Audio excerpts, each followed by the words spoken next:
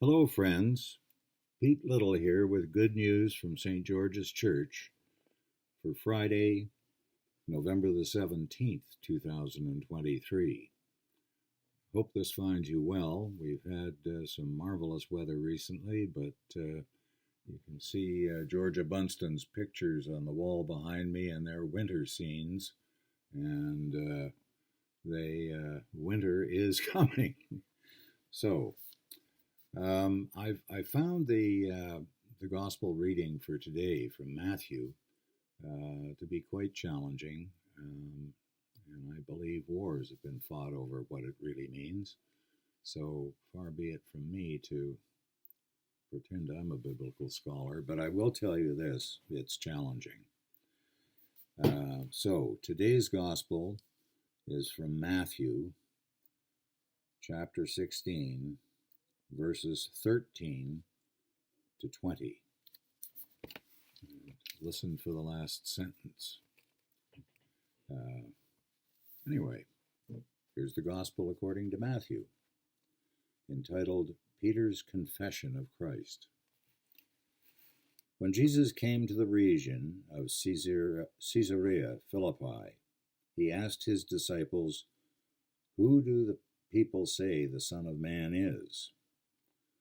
They replied, "Some say John the Baptist, others say Elijah, and still others, Jeremiah or one of the prophets." "But what about you?" he asked. "Who do you say I am?" Simon Peter answered, "You are the Christ, the Son of the living God."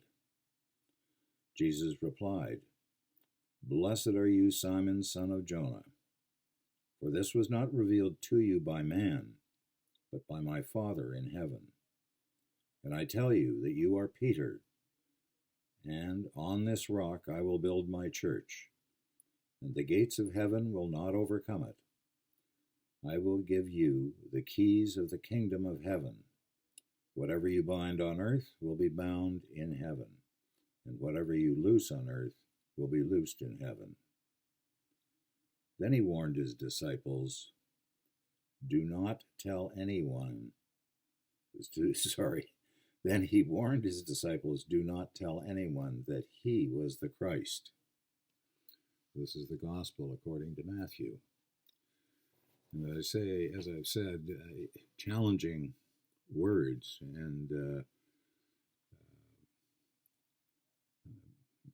I think wars have been fought over interpreting that. If you look at the various ways various denominations of Christians view the position of Peter and the who does the mantle go to when Peter died. Anyhow, the last, well, there are two things. The question he asks,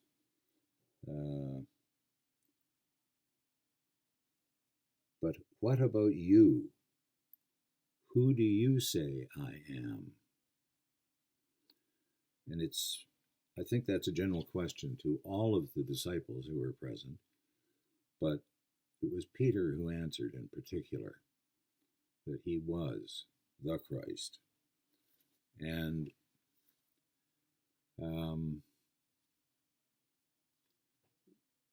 we are called to do that. Rule number one for me is love the Lord your God with all your heart, your mind, your soul, and your strength, and love your neighbor as yourself. And I think the reason he warns the disciples not to reveal that he is the Christ, because he hasn't finished training them or teaching them about what it means to be a Christian. There's still, I think, as the little booklet we use to get these readings from says, that they are still of the mind of Christ with the sword, and